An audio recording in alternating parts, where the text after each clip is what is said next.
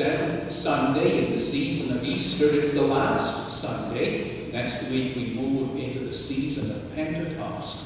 And today I want to talk about resurrection one more time. And sometimes with biblical words, it's really helpful to go right back to the origin of the word to figure out what it's all about. And the word that we translate as resurrection in the English language comes from two Greek words, ana and stasis, or anastasis. And anastasis means rise again. Or it can also have to it a defiant tone of stand against. It's a term that denotes defiance and strength in the face of a strong enemy. And of course, the resurrection that we're talking about, the stand again, or the stand against, or the rise again, is that standing against the very power of death. And that's what's at the heart of the whole Christian faith. We defy death. We stand against it and all of its power. And that central story in our faith, the resurrection of Jesus Christ, is the story in which we finally say, death, we deny your power. We stand against you. You may think that to talk about death and its power over us in the year 2009 is irrelevant.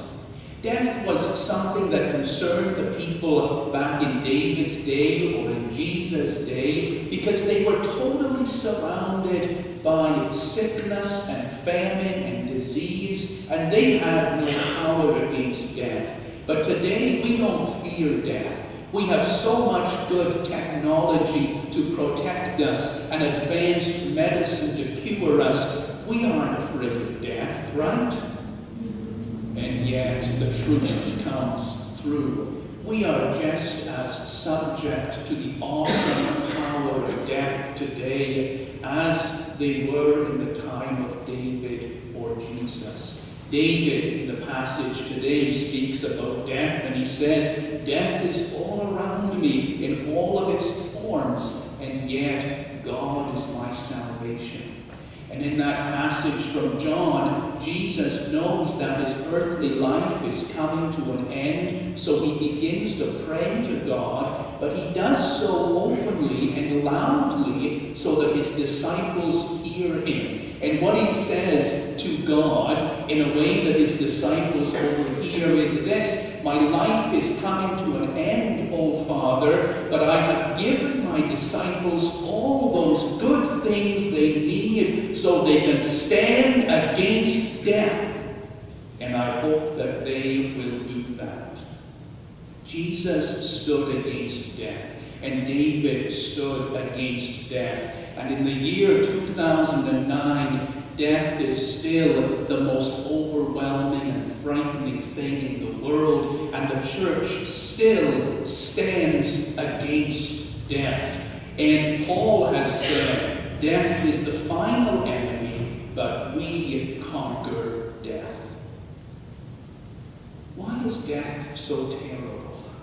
Well, maybe that's a silly question to ask. We all know why it is, even if we can't find the words for it.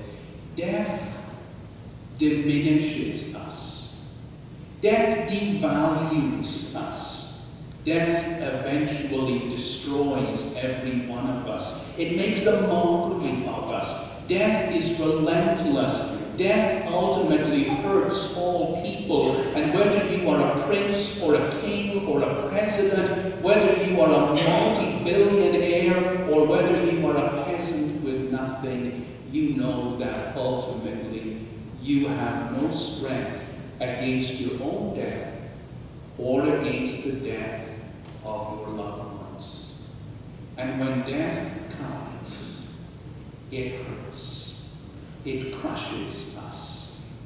All the plans that we have made are destroyed. All the things that we worked for are now made worthless. All the possessions that we own, we look at them and we say, so what? Death has come to my life, and it has broken me and devalued me. And we sometimes look around and we see other people who are not grieving, and then the sense that we have been devalued is even more poisonous and more powerful. We have been hurt. Others are going on living their lives fully and in rich ways, but we have been broken.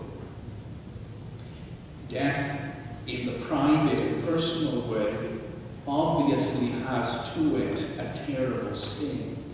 And yet publicly, for our whole society, it's very clear that death is still our number one concern.